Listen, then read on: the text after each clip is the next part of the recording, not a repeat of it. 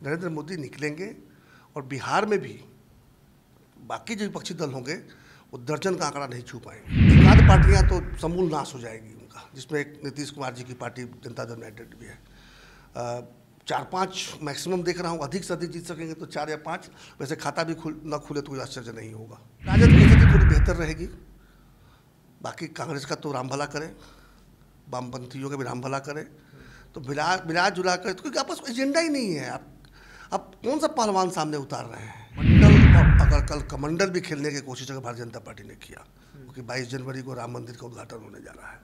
मंडल और कमंडल की राजनीति पर एक बार फसल काटी जा चुकी है। हाल ही में लालू प्रसाद यादव ने एक बयान दिया था। उन्होंने कहा था कि 2024 में एनडीए को बिहार में 40 में से जो एक सीट है जहां पर बीजेपी जो स्ट्रांग है, बाकी सारी सीटें जो है वो हार रही हैं। क्योंकि आजकल आप ऐसे भी वो आप जो ऑन ग्राउंड ज़्यादा रह रहे हैं, किस तरीके से देखते हैं लालू यादव के इस बयान को? 2019 में लालू जी ने क्या भविष्यवाणी की थी, कितना सीट जीत रहे हैं?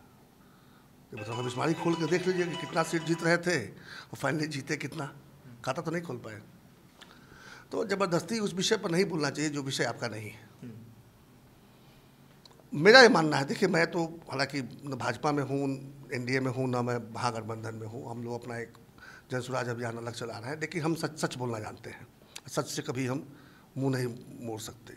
ये 24 का चुनाव जो है ये मोदी का चुनाव है। नरेंद्र मोदी निकलेंगे और बिहार में भी बाकी जो विपक्षी दल होंगे वो दर्जन का आंकड़ा नहीं छू पाएंगे। तो प्रशांत किशोर मानते हैं ऐसा क्या? प्रशांत जी क्या मानते हैं वो प्रशांत जी से पूछ लीजिएगा। नहीं, क्योंकि आप उनके करीबी हैं, उनके आइडियोलॉजी से जुड़े हुए हैं। करीबी दूरी की बात नहीं है, हम दोनों अलग अलग व्यक्तित्व हैं। हम लोग बिहार के विधानसभा चुनाव के लिए बिहार में हम सरकार बना सकें और सत्ता परिवर्तन कर सकें और व्यवस्था परिवर्तन कर सकें और बिहारियों के लिए अच्छी योजना बनाकर बिहार को अग्रणी राज्यों में लाने के लिए प्रयास कर सकें, उसमें हमारे उनके मन में कोई मतभेद नहीं है। लेकिन प्रशांत जी को जितना मैं समझता हूँ वो भी सच बोलने वाले लोग हैं और उनको तो राजनीति की हमसे बेहतर समझ है। खासकर चुनावी राजनीति की समझ उनकी तो पूरे मैं समझता हूँ कि पूरे भारतवर्ष में उनसे बेहतर किसी के पास नहीं है। आप उनसे पूछिएगा तो हमारे बात से इत्तेफाक रखेंगे। दर्जन का आंकड़ा विपक्ष के लोग पार नहीं कर पाएंगे और एक आध पार्टियाँ तो समूल नाश हो जाएगी उनका, जिसमें एक नीतीश कुमार जी की पार्टी जनता दल यूनाइटेड भी है। 4-5 मैक्सिमम देख रहा हूँ, अधिक से अधिक जीत सकेंगे तो 4 या 5। वैसे खाता भी न खुले तो कोई आश्चर्य नहीं होगा। विपक्ष का बिहार में मैं नीतीश कुमार जी की पार्टी जनता दल यूनाइटेड की बात कर रहा हूँ कि उनका हो सकता है खाता भी ना खुले या बहुत अच्छा करेंगे, अगर आधी सीट पर लड़ भी गए तो भी 4 या 5 तक पहुँच पाएंगे। राजद की स्थिति थोड़ी बेहतर रहेगी। बाकी कांग्रेस का तो राम भला करे, वामपंथियों का भी राम भला करे, तो मिला जुला कर, क्योंकि आपस में एजेंडा ही नहीं है। आप कौन सा पहलवान सामने उतार रहे हैं? आप लोगों ने क्या इंडी गठबंधन की बात करी, 2 मीटिंगें हुई, इसके बाद तो तीसरी मीटिंग भी नहीं हो पा रही है। आप लोग यही तय नहीं कर पाएंगे संयोजक कौन होगा, दूल्हा कौन होगा, बाराती कौन होगा, सवाला कौन होगा, और चले आप नरेंद्र मोदी जैसे व्यक्तित्व को चैलेंज करें, नहीं कर सकते। देखिए, अच्छा, ये जातिगत सर्वे हुआ और जो नौकरियां जो बांटी गई, 2 चीज़ें, 2 मुद्दे, क्या इस 2024 में बिहार में ये हावी रहेंगी जो कि महागठबंधन मानकर बैठ रहा है? बिल्कुल नहीं। मंडल, और अगर कल कमंडल भी खेलने की कोशिश अगर भारतीय जनता पार्टी ने किया, क्योंकि 22 जनवरी को राम मंदिर का उद्घाटन होने जा रहा है। मंडल और कमंडल की राजनीति पर एक बार फसल काटी जा चुकी है। ये फसल बार बार नहीं कटने वाला है। अब लेकर आइएगा तो लोग मार कर भगा देंगे। आप सोचिए मत, जितना आप जाति सर्वे की बात कर देख तो रहे हैं, आपने कहा कि जातियों को विभक्त कर दिया। मैं एक उदाहरण देता हूँ। अब 14% यादव बोलते हैं, कि लालू प्रसाद जी का परिवार यादव है तो गरेडिया है।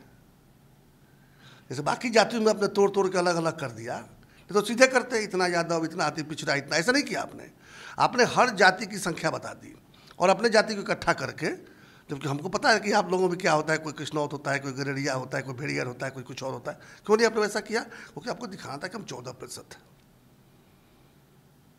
ये जो खेल रहे हैं ये पब्लिक समझती है, खूब बढ़िया से समझती है। अगर ब्राह्मणों की बात कर रहे हैं, जैसे यादवों की बात करी, तो फिर ब्राह्मण, भूमिहार ब्राह्मण, गोस्वामी ब्राह्मण को अलग क्यों किया आपने? एक साथ क्यों नहीं नाप दिया? यादवों की तरह हमें भी गिन लिए होते हैं। मानता हूँ उसमें से आप 2-4% चोरी करके कहीं और जोड़ दिए हैं, उससे बहुत फर्क नहीं पड़ता है। हम 15% है कि 11% है वो विषय नहीं है। विषय ये है कि आप ईमानदार नहीं हैं। आप एक ऐसी कहानी बनाने की कोशिश कर रहे हैं जिसको जनता आपसे पहले समझ गई है। और वही सवाल मैं नौकरी के, मैंने कहा केवल एक आंकड़ा मुझे चाहिए, कितने नए बिहारी युवाओं को नौकरी मिला।